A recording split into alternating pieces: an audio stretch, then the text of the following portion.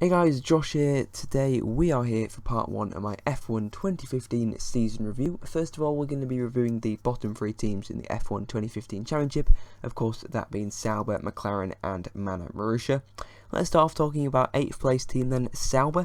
Now they scored 36 points then and finished 8th in the Constructors, compared to 0 points and finishing 10th in the 2014 season. So on that basis, it's an improved season for Sauber, but for me, it could have been better, really. I mean, like Manisha Counterpoint said, Manisha said multiple times, Sauber did have a really good base car, but they just really couldn't unlock the full potential of it at certain races. Just couldn't quite get the setup right, or the drivers made mistakes, and really that did hamper them at quite a few races, really. If you'd have, I think they were really quite lucky, to be honest, with McLaren having their issues to actually be able to get to that 8th place, take away McLaren's issues, and, Sauber a really dead 9th, not really threatening Toro Rosso or Lotus or Force India. I mean, certainly on terms of pace during some race weekends, they really could beat and kind of challenge a lot of those kind of midfield teams. But overall, they really did kind of, fall behind even McLaren really in the second half of the year. They were so strong at the start of the year. Like, Sauber had such a quick car, probably the 5th or 6th quickest. Their testing pace was actually legitimate. I mean, they did top time sheets in testing, but I mean, in terms of them being really quick, they really were, and they had a really good car, and they had really good reliability, which of course, when there was a higher attrition rate in Australia, of course that gave them a double points finish, and it was those points that probably kept them ahead of McLaren really for the whole season, and really stopped any kind of McLaren comeback because of that solid foundation to the season. Marcus Ericsson then messed up heavily in Malaysia, as did Felipe Nasr, touching the back of Kimi Raikkonen, having damaged his front wing, basically ruining his race. And mistakes like that really did cost them. Early on they really should have been getting a lot more points than they did. Good double points finish in China, but then a 9th place in Monaco, and then you have to wait all the way until Hungary for them to scoring points again. Nasr had a lot of bad luck. He finished 11th place so many times this season, just outside the points. Kind of same with Ericsson as well. Overall, the dynamic between Nasr and Ericsson, it was a decent lineup really. I think Ericsson, I did a good job, I think, because a lot of people have bashed him before the season and kind of after the season, but for me, he's done a decent job, really. He's done better than most people expected. He's really has matched Felipe Nasr, and if you look at the points tallies, it really doesn't suggest that, but if you actually look, into it, and if you look during certain races, Ericsson was ahead of Nasr a lot of times, and it was just basically the first half of the season where, points were easily scored without Sauber. But Nasr, had the edge. Or I say first half, it was actually the first few races, really. Sauber fell away very quickly. It really wasn't the best season for them. We have to remember, of course, if you compare it to 2014, of course, it's a great season. But if you compare it to really any other season Sauber have had, it's pretty dreadful. Let's not forget this is a team that not only, of course, was winning races or won a race back in 2008, but also was getting regular podiums in 2012. And was just a really solid midfield team through 2011, 2012, even 2013, was still a pretty decent year, but they've really kind of lost their way in the last couple of years. They are the second least funded team on the grid, so I guess that's a bit to be expected. But if you look at what Force India have done, where, they're the third least, they have the third smallest budget on the grid, that's what I'm trying to say, and they've come 5th in the Constructors. Sauber really do need to try and do that. Manisha, as the team principal, she's done a fantastic job, really, in my opinion. She's a really good, she's a lawyer at heart, of course. And although, having said that, the Australia fiasco wasn't really the best for Guido van der Garde. They lost a lot of money through that. So I guess, because of that, that really never set them off on the right way in terms of finances. And of course, that didn't show in Australia because, everything had already been set in stone in terms of the car. But as the season went on, they really just didn't have the finances to upgrade the car, and they really couldn't unlock the potential. Having said that, they did, do fairly well in the second half of the year, scoring points in most of the races, but certainly had a pretty dismal end to the season. It was pretty clear in the pecking order. They were, last, of course, apart from the 2 Manor Marussias. So overall then for Sauber, I think it's a decent year and a solid improvement, but really it could have been better. They possibly should have been able to challenge the heavily unreliable Toro Rosso and Lotus as well. So yeah, overall Sauber in terms of their drivers, Nasr, in my opinion, did a really good job, one of the most underrated drivers of the season. Did make a couple of mistakes though, but as did of course Verstappen and Sainz. Ericsson, a decent year for him, I think, was kind of unlucky. When he came good, the car wasn't very good, which is a bit of a shame. But, he's got another year, both of them, so it should be interesting to see what they do in 2016. I'm not really sure where Sauber are going to fit in. I mean, are they going to be 11th now, behind Manor and, of course, Manor, Haas as well coming in, so could that push Sauber all the way down to 11th? Well, we'll have to see. I think they could still beat Manor. It's going to be interesting. I think the battle between Sauber and Manor is definitely going to be one to watch next season.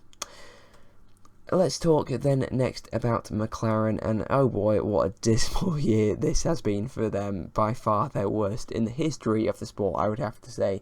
It's been utter, shambolic, really. I mean, they have one of the biggest budgets on the grid, one of the most experienced, the second most experienced team on the grid. Honda, very experienced engine manufacturer, but really they just kind of picked up where Honda left off already in 2008, just at the back of the grid, engines blowing up left, right and centre.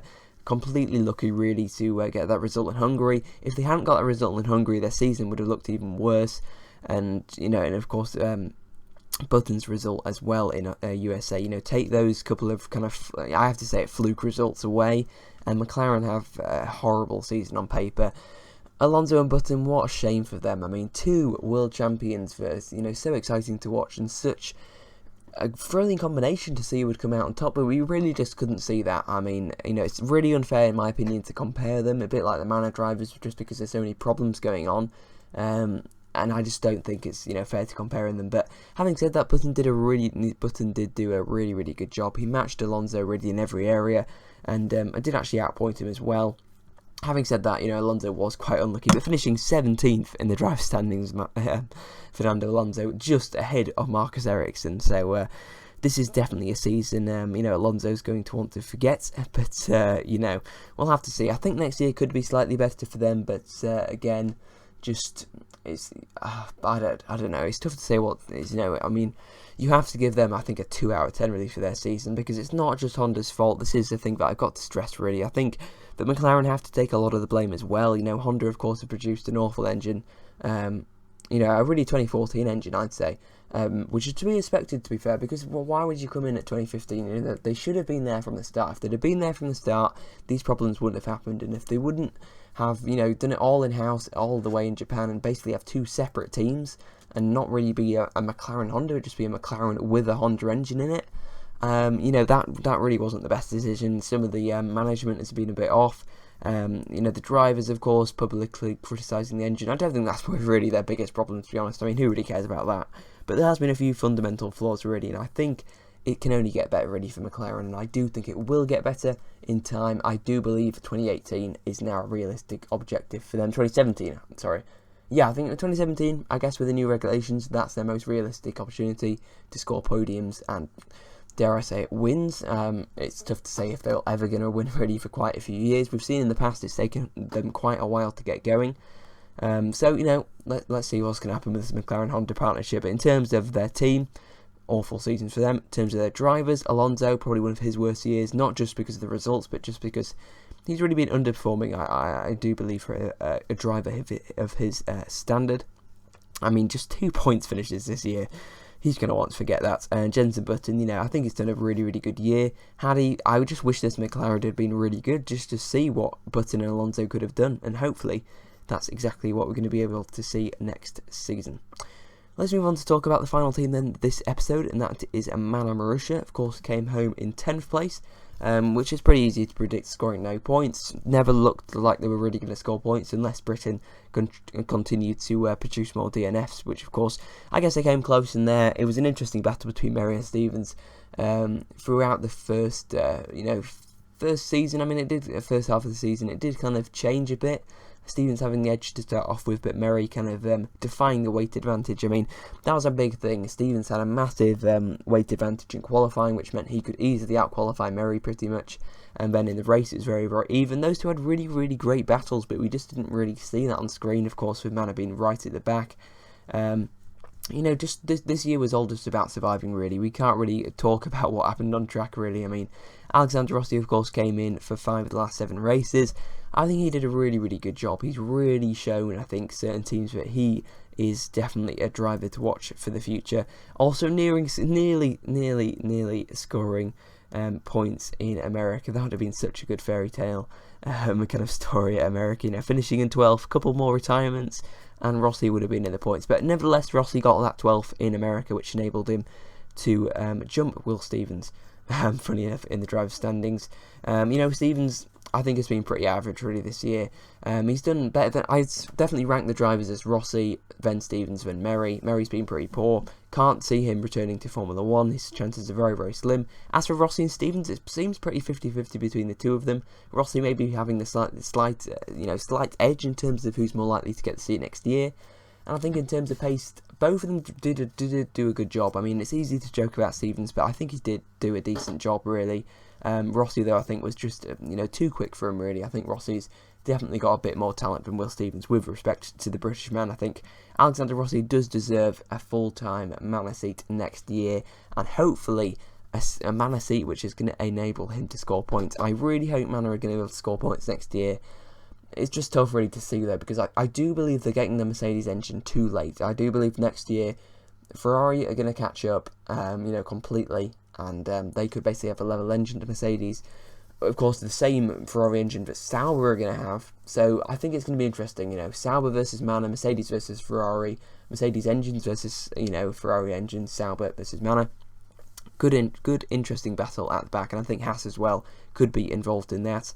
And Manor, basically 10 out of 10 to Graham Linden and John Booth for what they've done over the years, for just keeping this team running and enabling the platform for this team to really jump into 2016, which hopefully is going to be the first year of them actually being solid midfield runners that can compete for points on a regular basis.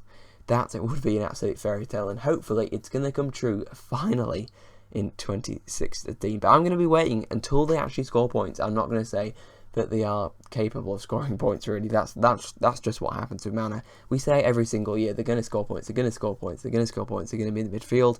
We said it the same with Caterham. Caterham went bust. Manor is still here, and I do believe finally the tables are going to turn and Manor can finally score points on a regular basis. So that's my review then of the bottom three teams in the championship then. Just to recap, great to see Manor surviving on the grid, nothing too much really more to say about them. Dismal year for McLaren, their worst year in the history, big improvements needed for the future.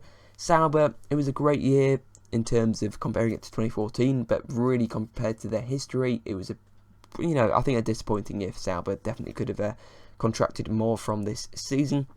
Anyway, you guys can leave your thoughts on the 2015 season for Sauber, McLaren and Manor down in the comment section below. Next episode, we'll be reviewing the 2015 season for Toro Rosso, Lotus and Force India. But hopefully in the final episode, we'll look at Mercedes, Ferrari, Williams and Red Bull. So until then, I will see you guys. And hope you have a great day, great week, great year. And hopefully 2016 will bring about a better year for Formula 1, because really, it wasn't that great this year. Anyway, see you guys next time. Bye-bye.